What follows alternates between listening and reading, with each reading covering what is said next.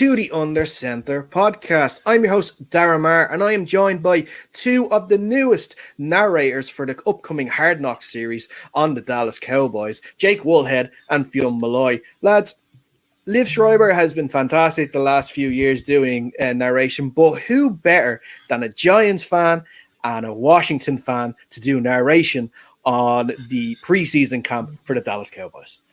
It's going to be great. I'm really looking forward to it, to shredding apart the Cowboys much more than they have been over recent years. So I'm really looking forward to it. I don't know about Fionn, but I definitely am. Yeah, no, 100%. It's not going to be positive. It's going to be completely negative. We're going to get him to clip every drop ball in the preseason. We're going to get all the worst possible. Zeke falling on his arse, his cereal spilling all over his stupid half-cut top. It's going to be brilliant watching. Extra stuff. I know it's only a joke, but I actually do think there should be an alternative commentary provided by fans of opposition teams for Hard Knocks. I think that would make things so much more interesting.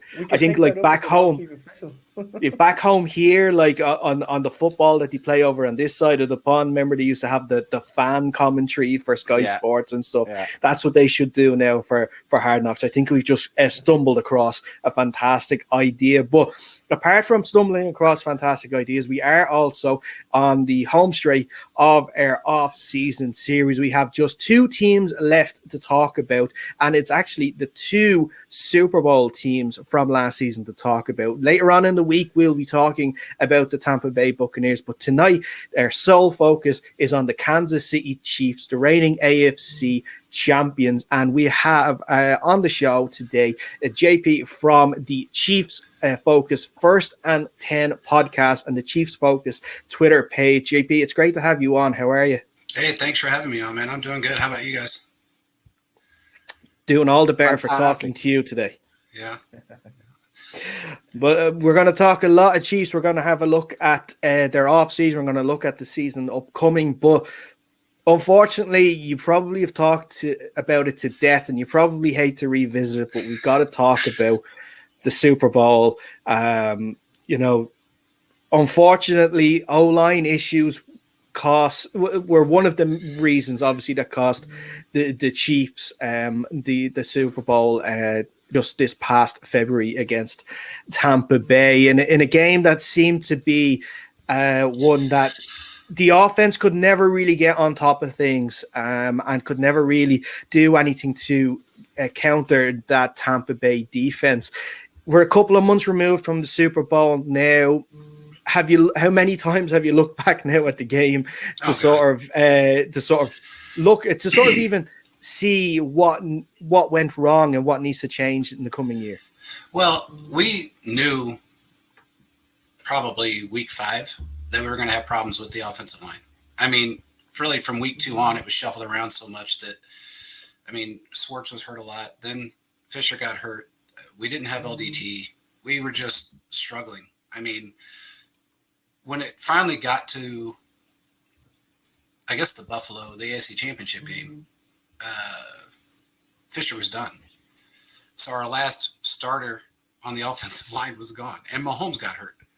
So we're sitting there and like, shit, they're so good that it's really hard. I mean, they played with a really crappy offensive line for the last, I guess, through the playoffs, and maybe I'd say from week 12 to 16, it was really bad. But again, they were so damn good that it was hard pressed to see them not score any touchdowns.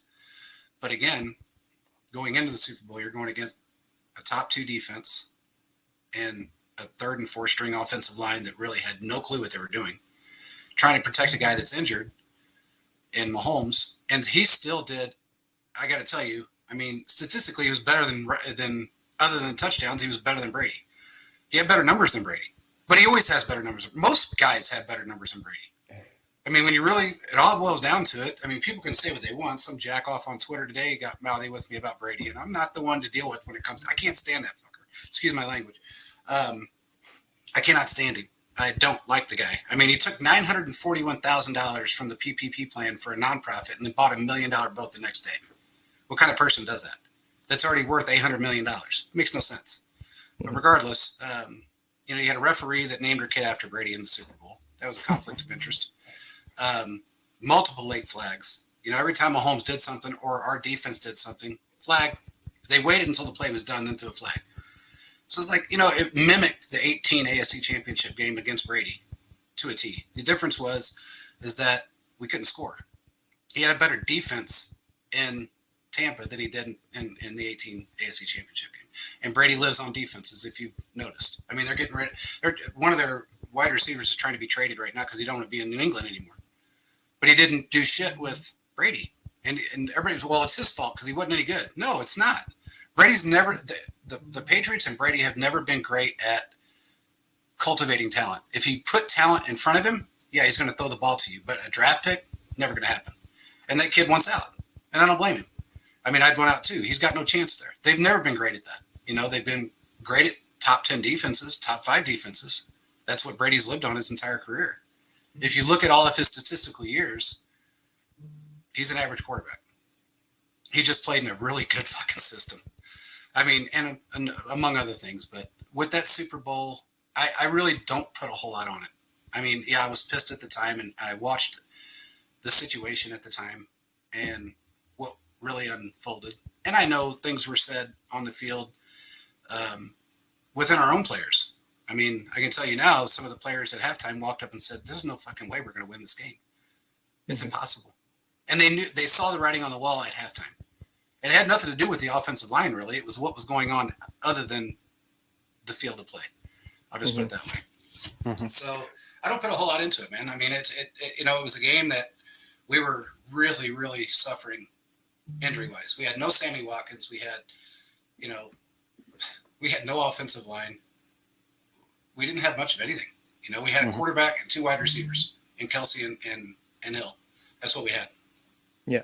But, you know. Well, JP, we got rid of the tough question to start with, so we move on to brighter times. Obviously, not only were you in the Super Bowl this season, but the Super Bowl last season as well. That was a much happier time, and you've really seemed to keep the team very stable in terms of the stars that you've accumulated and keeping that talent where it is. You've obviously got a superstar in Mahomes. The line you mentioned struggled, but I think didn't you guys let some guys go and sign some really top talent back again? So it looks even stronger than it was before somehow. So things must be looking very bright in the Chiefs camp at the moment. Oh my God! I mean, Veach. Let me tell you, people.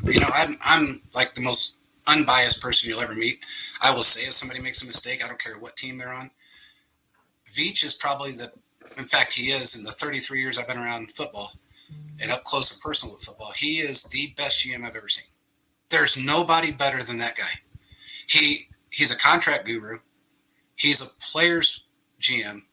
He actually, when we decided to make that change with Fisher and Schwartz, he called Mahomes and he called everybody into a room and he said, "Look, this is what we think needs to be done. What do you think?" He didn't pull the Green Bay Packers and say, "Fuck you, Aaron Rodgers. I don't care what you think." He actually cares what his players think. And why would you not want your Hall of Fame quarterback to have some input, to actually care, to show that you have some feelings about his understanding of the game and what he wants to do. And that's what Veach does. And, everybody was, like I said, I told you guys before the show, man, during the draft, I slept an hour a night. I must have had 100 DMs a night. Why the hell did Veach pass on this guy? I said, everybody calm down. He knows what he's doing. I knew who he was going after, but I wasn't going to spew it all over Twitter, and any other social media platform for that matter. But he had an A+ draft, and he had a great free agency. I mean, he picked up guys and then people said, "Oh God, he missed on Williams, and he missed on one other one. I can't remember who it was. Oh, Juju. Who gives a shit?" It wasn't a miss. When people say that to me, I say, "Do you think it was actually a miss, or do you think it was maybe he just dodged a bullet?" Because he was trying to. I think at that point, especially with Williams, he was trying to fill a gap because he didn't think he was going to be able to fill it later on. So he was going to throw a lot of money at that guy. For a guy that was 33 years old, that just came off of a season-ending injury, and you're going to put him on the O-line at that kind of money? Mm-hmm. And then San Francisco dove on him I mean, I was getting a call at like 12:45 in the morning, and they said, pen to paper, he signed. I said, do you want me to put it out? No, wait till he signs, because we've been down that road before. And thank God I did, because 5 minutes later, San Francisco swooped in and said, oh, wait, we'll give you this. We'll extend it another year. Veach wasn't stupid. He wasn't going to do that. Mm-hmm. So he went and made the Ravens look stupid. That was probably the best acquisition of the free agency, was bringing in Orlando Brown. I mean, we gave him basically, really when it all boils down to it, we gave him one draft pick for a superstar offensive lineman that is going to play the position that he wants to play, So he stacked the whole O-line back to back to back. He's got enough guys now that, just like when Kyle Long went down and they said, okay, shit, is he going to be hurt? And believe me, I got the million DMs. I had newscasters calling me. Have you heard what happened to him? Do you know what it is? I heard he got hurt. I'm not going to say anything. I said, yeah, he got hurt. And I heard he broke his tibia. No, he didn't break his tibia. What did he break? I don't think he broke anything. Then it was on Twitter. He broke his foot, his tibia, his knee. I think he cracked his head open, somebody said, and he got his eye put out.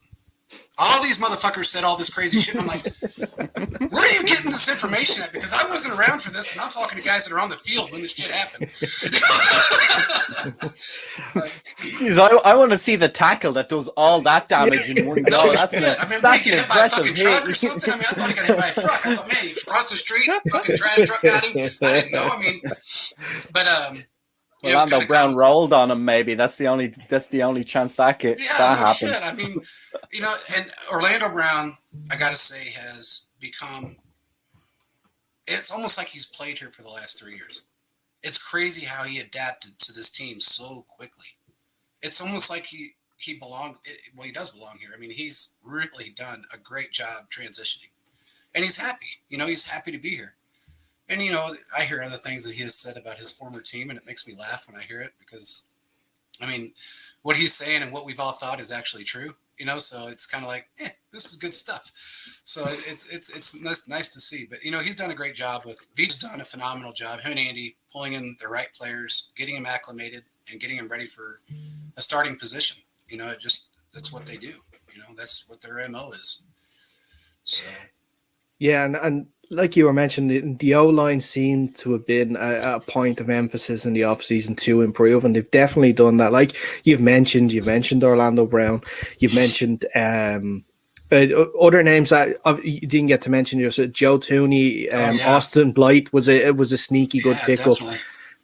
But on the draft side of things, I think the pickup that really caught my eye the most, and I think is a really, really good one, because we didn't get the chance to speak about it before, but I'm a Seattle fan, and this was a player that I was hoping that they were going to get in the second round, and that was Creed Humphrey. Oh God, he is a player who's going to probably be your center for the next 10-15 years. He is a fantastic player, and it was him and Quinn Miners were two players that I was looking at for hoping Seattle would get, but obviously Humphrey went to Kansas City. Yeah, great pickup. I mean, that's again Veach, pulling somebody out that a lot of guys just kind of ignored. A lot of teams just why him. I mean, he's going to be. I think he's going to start immediately. From what I'm hearing, he's an instant starter. So I think that, and then of course, Joe Tooney, I mean, that's without being said, an amazing signing right there in its own right. But, he's filled every shoe that needed to be filled with the exception maybe of one. And he's working on that right now. And they're not done yet. Believe me, there's a second wave of the free agency coming, that'll happen in mid-September, October, whenever it is. And he'll pick up another one. If it's not now, it'll be then. And I know it's on the defensive side of the ball, but I'm not going to say who he's looking at or what he wants, but I do know that. And he did, go on. No one's going to listen to it. It'll be fine. Yeah, sure. Yeah. I've heard that bullshit before. Let me tell you, who is absolutely going to be a star on the defensive side of the ball, and I think people are underrating him completely, Jared Reed. from Seattle. I know John Reed quite well. Yeah. Let me tell you, he's going to fit right in with this defense. So, JP, I'm loving this show because you're really rubbing salt in pretty much all of Dara's wounds, from off-season pickups to draft choices. Yeah. I absolutely love it. Look at him squirming up there at the top of the screen. Look, at least we know Seattle and Kansas City are on the same wavelength in terms they know what they need and they're going for the right players. Yeah, that's Seattle true. Just can't get them. Yeah, it's weird. I look at Seattle and I think, God, they got, in my opinion, probably a top 3 quarterback. Russell Wilson's no slouch. If I had to pick 3 quarterbacks in the league right now, I'd say Mahomes, Rodgers, and Wilson. Right now in the league, I don't think there's a better 3 quarterbacks in the league right now. But it seems like you hear all the chatter and the bullshit about problems with Pete Carroll and just different things. All that, I don't know what it is. I don't know if it's from a drafting standpoint or if it's an issue within the locker. I don't know what it is, but they start off like gangbusters and it's like they drop so quickly, and you think, God, and it's reminiscence of what the Chiefs used to do. When they had Alex Smith. Don't ever get me wrong, I love Alex Smith. I mean, he's the reason why Mahomes is as good as he is. One of the main reasons. He didn't help him so much. I mean, I'll put it like this: talent Mahomes was born with, because I know his dad, and believe me when I tell you, he was born with that talent. But when it comes to understanding the game and being, I guess, not the Brett Favre gunslinger, not thinking about what you're doing and just, do it type of shit, that's all Alex Smith. He taught him all that. And that was something that Alex didn't have to do. He could have pulled the Joe Flacco and said, not my job. But he didn't do that. He knew that kid was taking his job. But he still did everything he could to help him. But that's how the Chiefs were, going back to that, for 5 years. We get to the playoffs. We look like nobody could stop us, and we get our asses handed to us in the first round. Or, it was weird how I look at Seattle and I think, God, what the hell are they missing? I don't know if it's coaching or what it is, because there's been times that they've had everything in place. And then you got, of course, Wilson that ran for his pretty much every down for 3 years. So that didn't help much. And I don't know why he did that. I don't know if it was a wide receiver situation or if he just felt like he needed to run. I really don't know. Maybe you can answer that better than me. It was definitely an O-line situation. Lack of an O-line. Lack of an O-line situation. They were like on the Seattle's part. They were like, Western movie saloon doors. You just pushed them and they're just gone. That's the way it was, just there for years with the O-line in Seattle. But yeah, look, it's in short, because I don't want to spend too much time on Seattle. We can do that on another show. But it's a lack of plan B, especially, was the killer for them last season. It was let Russ cook movement, and when Russ couldn't throw the ball to anyone, they just didn't have a plan B. Yeah, we've been through that, dude. I mean, we went through it really last year. I mean, we knew our offensive line was hurting, from really, especially from about week 5, 6 on, and I guess they assumed that because Mahomes is so talented and the wide receiver core is so talented and the running backs, that he'd be okay, which he was all the way to the Super Bowl. He breezed through the playoffs, except for the little bit of a hiccup it really wasn't a hiccup, but it was more of a close game, I guess, from Cleveland. And that was more bullshit calls than it was anything else. Hell, our backup quarterback beat him. When it all boiled down to it, our backup quarterback that got bricks for feet, decided he was going to run that ball. And then they didn't give him the first down when he cleared it by a half yard. And they still didn't give him the first down. But that's okay. He threw another one to Tyreek. Tyreek kneeled down, and that was it. It was over with. So we smoked the Bills. We made the Bills look shitty, which I think they're overrated anyway. But it's a different year, man. And Mahomes is really wanting that 20-0. I mean, now he's got the whole team. And one thing about Mahomes is that he is really good at getting everybody to buy into everything. I mean, these guys, I've never been around a group of guys that are more of a brotherhood than this group is. It's crazy, but players have cried when they left Kansas City because they didn't want to leave. I mean, it is what it is. Guys will take pay cuts. They'll do whatever it is to stay here, which we've never had that, man. We guys, if we were in a situation 5 years ago, everybody would have left. Oh, you're going to cut my pay by $1? Fuck you. I'm gone. Now it's like, take half my paycheck, put it at the end. I don't care what you do. As long as I'm still living in my house and I'm still a contender for the Super Bowl, who cares? And that's what they've got. Everybody restructured. It's so funny because I'm going to go back to this really quick because it was kind of comical. This tells you some of the Chiefs fans. Okay, this will help you a little bit. When I told you guys off the show that some of the Chiefs fans are a little off. And sometimes I think they're just trolls from other teams. I'm not real sure, but it's hard to tell sometimes. But anyway, in 2000, let's see, I guess it was the 19th season in October. Everybody kept bitching about how are we going to pay Mahomes? How are we going to do this? How are we going to do that? And I had already found out that Sammy and 7 other players decided to restructure. So I put it out there and I said, you guys are whining about shit that doesn't need to be whined about. Him along with 6, 7 other players are going to restructure unless one of them gets taken. And man, I had some large outlets come after me. You're out of your fucking mind. I've never heard that. I said, well, it's because nobody said it, and at the end of the season, Sammy restructured, 6 other players restructured. One of them went to Washington, and I think it was Washington. Isn't that where Kendall Fuller ended up? Yeah. He did. 4-year, $40 million deal. Yeah. I wanted him back, by the way. So he's a good corner. I'm happy we got him.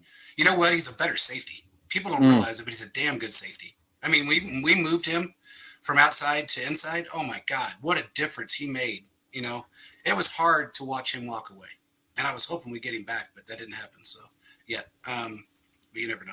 Things can change, but he's great. I mean, and he was willing to restructure.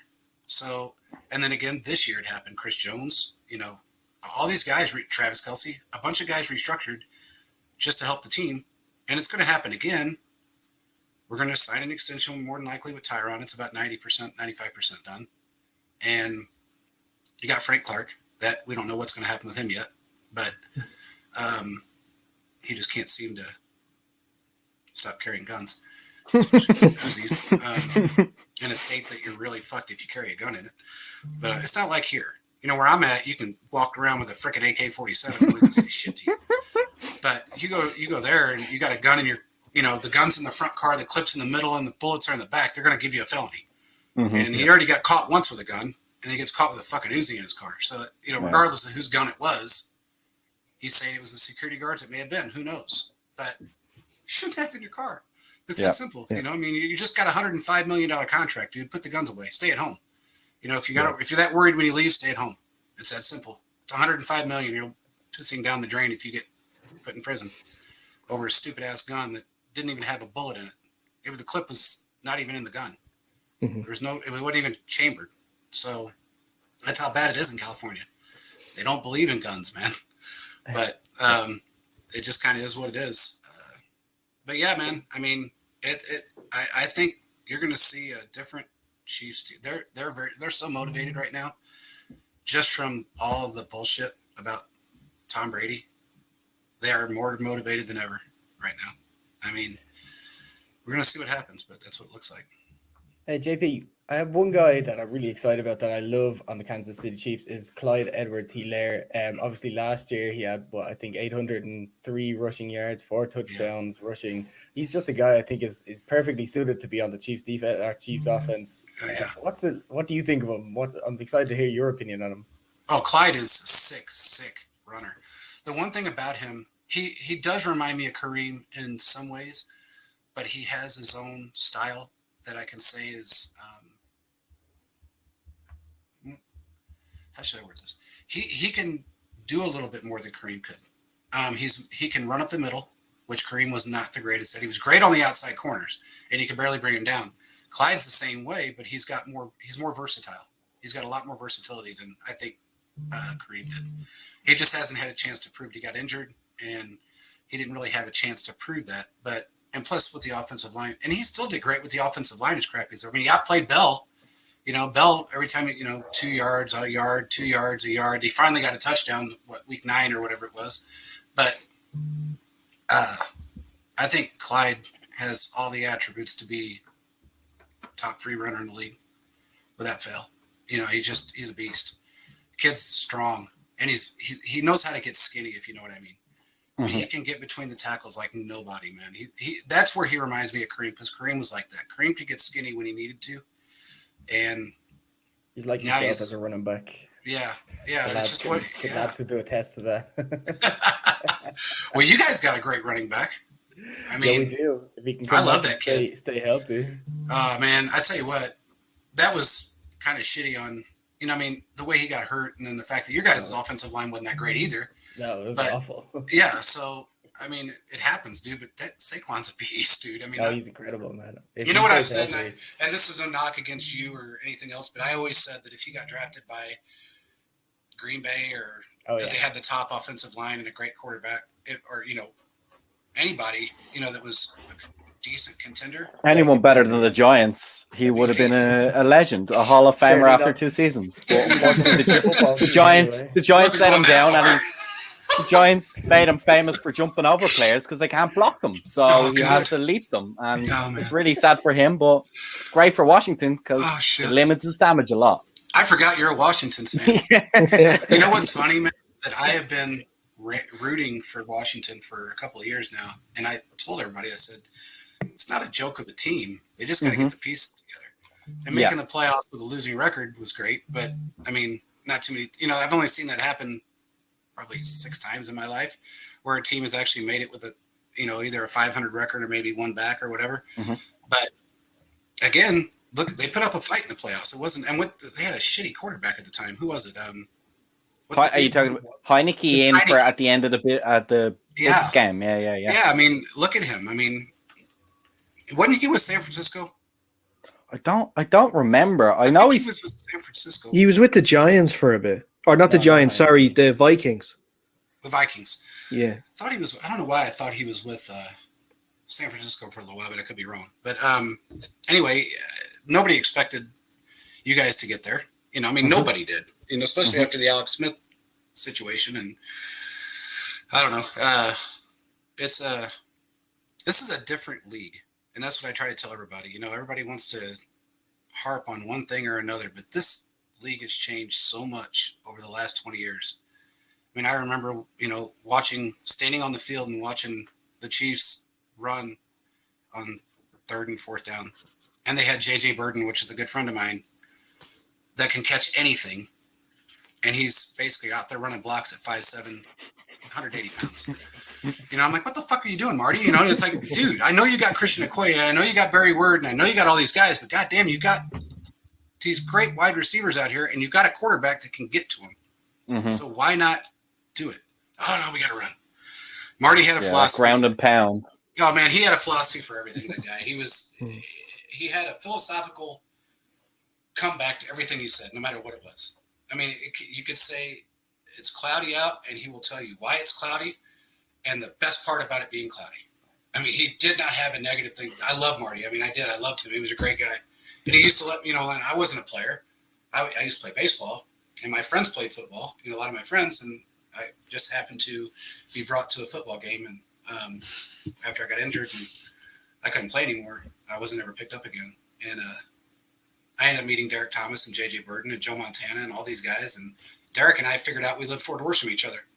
And it was so funny when it happened, because I was sitting there talking to him and J.J., and J.J. just told me, you got to get out of this funk you're in, because Frank White had told him I was in a funk and because I was injured. And he said, never let your injury define you. You define yourself after the injury. And that's the one thing that's always stuck with me. I'm old now, dude. I'm way older probably older than 2 of you guys put together, but I'm 51 years old. So, but Derek, I said, Derek, I said, the strangest thing, there's a guy that lives in my neighborhood, and every year during Christmas, he puts the number 58 up in Christmas tree lights on his roof, and it faces the highway. And he goes, where the fuck do you live? And I said, I live, and I was telling the neighborhood, and he goes, okay, what's your address? And I told him, it's called the Cliffs. It's an area in Kansas City. And I told him, and he goes, man, you live 4 doors from me. I said, you put your own fucking numbers on your roof, dude? And he goes, I said, wouldn't you think that would draw attention to you? And now everybody knows where you live. And he goes, no, that's just the opposite. Yeah. He goes, they probably think I'm some crazy fucking fan like you did. We were best friends after that until the day he died, man. It was crazy, dude. He was the funniest guy ever. Oh. Well, anyway. We're gonna wrap it up here soon, JP. As much as we would like to keep talking, actually, we probably could keep talking all night about football. But before we do, you did mention a little bit about the defensive side of the ball and some possible new additions. And I listened to your last podcast, and you mentioned two position groups, especially, and that was defensive tackle and corner as two areas that the Chiefs could look to improve on before the season starts. Now, I know you don't want to give the names out, but if I give a few names, you can tell me if I'm hot or cold. Okay. Look, on the defensive line, I'm looking at the likes of Geno Atkins or Jarrell Casey. Or in the corner position, you got Richard Sherman or Nickel Roby Coleman. They're two names that I looked at too as well. You're kind of hot on the corner side. I know that they've had discussions there. Go on, Dara, analyst. They've had some discussions. I'll put it that way. I won't go any further with anything else other than they've had discussions. But we don't want to push you, but no. And as far as defenses, you were kind of you were warm for a minute and then kind of cold. Okay. Yeah, but that's not your fault. That's more of a player fault. And that means Dara, it's not Geno Atkins, it's Geno Smith going in on defensive tackle. Well, you got Tebow playing tight ends. I don't think we discussed this on our last podcast. We think he's going to be the world's strongest armed water boy, and he's going to be just launching water bottles in from the sideline. We don't reckon he's going to make a roster spot somehow. Hey, you know what? If anybody could get him acclimated to some degree, would be his coach. I mean, he's had him before. He knows him very well. I mean, I don't know. You got a guy that's 38 years old that's wanting to play edge rusher right now. So, I mean, it's and these guys, I guess apparently he had 2 or 3 teams that reached out to him and want to see him play, want to work him out a little bit. So it's not unheard of. It's just, this is a younger guy's game right now. And not everybody's James Harrison. Not everybody can come out and play until they're 38, 39 years old in that position. I don't know many guys that could. But, the Chiefs do have a couple of other players that they're interested in, and I don't know how well that's going to work out. But, again, Veach is the guy that he marches to his own drum. I mean, it's like, okay, this is what I'm offering. If you want to play for a Super Bowl team and you want a chance at a ring and move further in your career than just fat paychecks and, basically nothing, then come play for us, because this is what you're going to get. But the one thing that I can tell you guys that Veach's biggest attribute is he doesn't give a rat's ass about big names as long as they fit within our system. And that's something that we haven't had in 30 years. Carl Peterson, big name guy. He didn't give a shit if they were on crutches. If they were on a walker, he signed them because they had a name. Marcus Allen, Joe Montana. I mean, not that Joe Montana was bad, not that Marcus Allen was bad, but these are guys that came out in at the tail end of their careers after injuries because they had a name, fill the seats with asses. Let's move forward. We don't care if we make it to a Super Bowl or not. I mean, it's been 50 years, dude.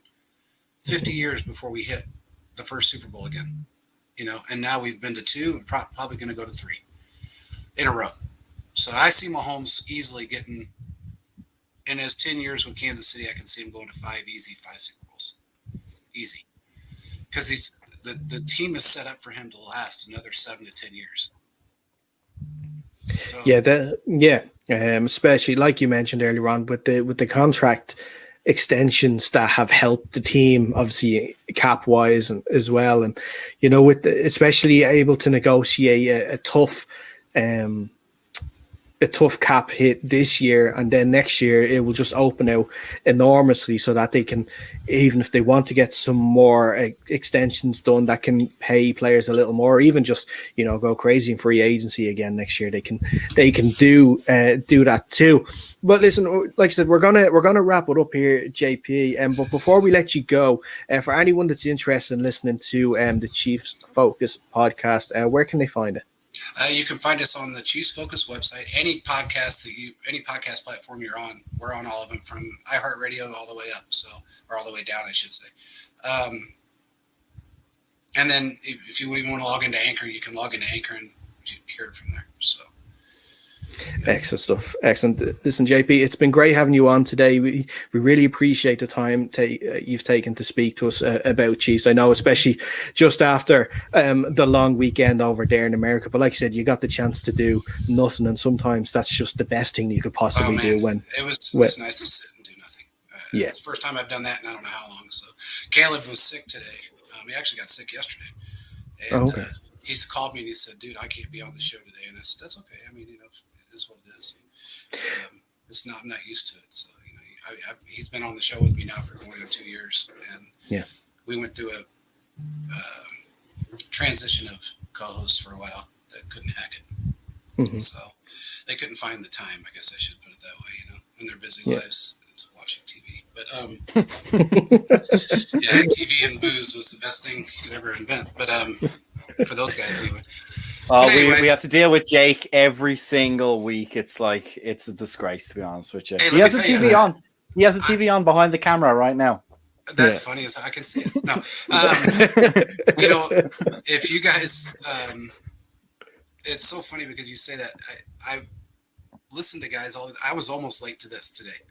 I own a couple businesses here, and I was running behind. And after a 4-day weekend, it was like, shit, I got to get caught up. But I try to make sure that I'm on time for everything. And me and Caleb are like very much sticklers on that stuff. You know, you're either here on time or we're just done. And we've had guys that have flaked out on us a couple of times. You know, well, I can't do it this time. I can't do it that time. You know, but we've had sportscasters on and players and other stuff. JJ Burton's been on a few times, and it's always nice to have players on that you know and you can talk to. And oh, by the way, before I let you guys go, keep your eye on McCole Hardman this year. I'm just telling you. I love him. I think he's a superstar and waiting on that. I mean, it's an embarrassment to riches at the wide receiver room in Kansas City, but he's a rocket. And I especially love those little short route, like crossing routes and the jet sweeps. Yeah. I think he's really super dangerous on those. They gave him a lot of shit last year for a couple of drop punt returns. And, you know, I mean, somebody said he ran backwards once. Okay, look, he's a young guy that was trying to mimic what, you know, Dante Hall did, what Tyreek's good at. I think he's, you know, I've talked to him a couple of times, and he understands. He's not dumb by any means. If that would have been Tyreek that dropped a couple of passes, oh well, it's Tyreek. Mm-hmm. But because it was McCole, let's make a big ass deal. But he still came in, I think, second or third in yards, in return yards, and I think it was second actually. And his wide receiving skills are there. It takes a little time to get acclimated to. Andy's got a playbook like it's like a Stephen King novel. Mm-hmm. I mean, you don't understand. The guy changes his plays like he changes his underwear, and you don't know what's coming next. He called Mahomes in the offseason and Mahomes said, yeah. And he goes, hey, I just texted you a play. I want you to look at it. He goes, well, I'm on the third hole. I'm playing golf. And he goes, okay, well, I'll wait. Mahomes said, huh? He goes, I'll wait. So Mahomes held up the freaking golf game, you know, and showed, oh, yeah, I like to play. Okay, I'm going to put it in the book then. And he sends it to everybody. Here, look this fucking play up, you know. This is your next play you got to learn. And it's like, damn, man, I ain't got through the first page of the first. But that's just Andy, man. He changes everything around on you, and the next thing you know, it's different. Yep. So, but. Well, that's it. And especially with Sammy Watkins now moving on to the Ravens, that wide receiver 2 spot is just prime for him now this coming year to take with both hands and to really have a breakout year for sure. Yeah, McColl's he's ready. He's determined, and he's got all the attributes to be a great wide receiver. And I think he is a great wide receiver. It's just going to take a little. You know, sometimes it takes a little. Tyreek wasn't the greatest wide receiver his second year. You know, he was a special teams guy. Yeah, he was great on special teams, but he wasn't number one wide receiver. You know, in fact, when he went to the first Pro Bowl, they had him down as a punt returner, a punt specialist, or return specialist, I should say. So, in fact, I think they almost had that all the way up until 18. They still had him put down as a return specialist when he had already done phenomenal things on the field as a wide receiver. It just takes time, especially in Andy's play, in his mind. I couldn't imagine being in Andy's mind I mean, if I was a fly on the side of his skull and wondering what goes through his brain, I don't think the guy ever sleeps. I don't know how he could. I really don't. The guy's, I mean, he must dream plays up and then wakes up, writes them down, goes back to sleep. That's the only thing I can think of with that guy. Because he shits out plays in the morning, and it's like, damn, where the hell is this coming from? But he takes stuff from Pee Wee all the way up to college, and he intertwines them together, and then he pulls something out of 1940, and he goes, oh, I like the way that looked in 1940. Let's put that in this play as well. And everybody's going, how the fuck are we supposed to do this? We don't have like pigskins and fake helmets and no pads, you know. So, but Andy does it. I don't know, man. He's probably. I don't know of a better coach than him. I mean, Belichick's right on this cusp. I think Belichick doesn't have the player skills, the player attributes, you know, as far as being like the player's coach. You know, Belichick is more, if you don't like it, get the fuck out. Andy's not like that. Andy's more, well, let me show you how this works. And he will show these guys how it works. So you just got to look at it from that standpoint, you know? Yeah. But anyway. Yeah, and we look forward to seeing some more plays this coming year. And once again, JP, thanks so much for talking to us. I know, like you mentioned, Caleb was a little under the weather today and he can't make it, but I'm sure we'll be speaking again at some point, if not before the season starts, definitely during the year. So hopefully he can make it onto the show then too as well. Definitely. And why don't you guys come on our show, man? I mean, anytime you're ready, come on our show.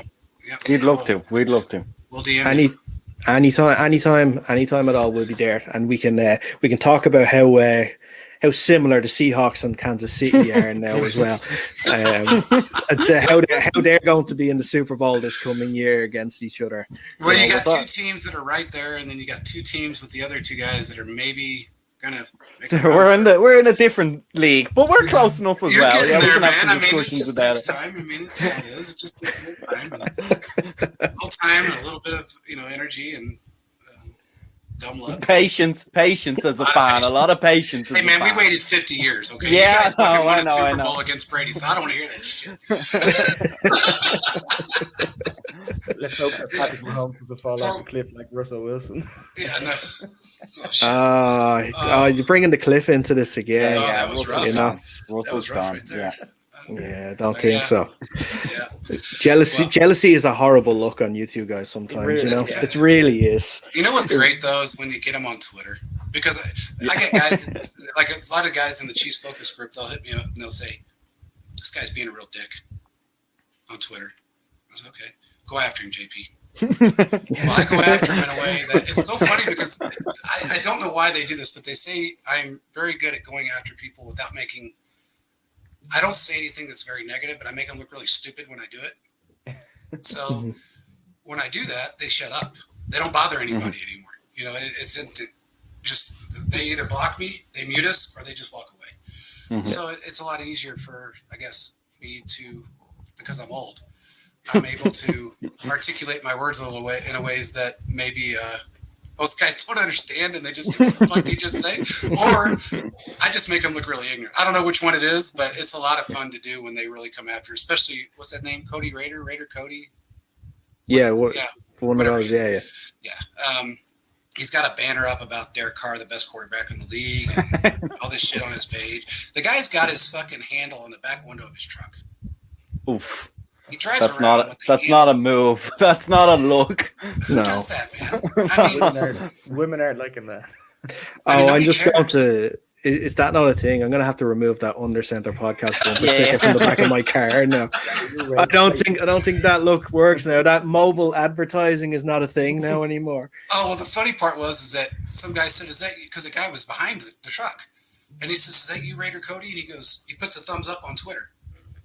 So he admits that it's him. And then after he got so much shit from about 75,000 fan bases, he said, "That wasn't me. That's a fan." So you're telling me some fan decided to go out and spend $800 on a banner that covers the whole back window of your truck that says Raider Cody? You're full of shit. Yeah. So, sure. Some people don't like getting found out. But look, we are way over time, so I'm going to have to end it here. We might talk a little more off the air. But before we go, guys, if you haven't already, please make sure you like, this video if you're watching us on YouTube, and subscribe to the Under Center podcast on YouTube. That's where you'll find our show each and every time you upload. If you prefer the audio side of things, just do the exact same thing wherever you get your podcast. Just search Under Center podcast. You'll find us there. So make sure you're subscribed to that too if you prefer listening to the audio version. Follow us on Twitter and Instagram at Under Center Pod. We're close to hitting that 1,000 followers before week 1 of the regular season. I think last time I checked, we were on 890, something like that. So we're getting there. We're in the home straight. We're close. So make sure if you haven't followed us yet on Twitter and Instagram, follow us there on those 2 pages too. If you prefer Facebook, it's facebook.com/undercenterpod, but we're not that exactive on that as we are on the other 2 pages. But that is all the time we have for on this show. We will be back later on in the week talking about our final team of the off-season series, and that's going to be the Tampa Bay Buccaneers, so stay tuned for that. But until then, stay safe, and we'll speak soon.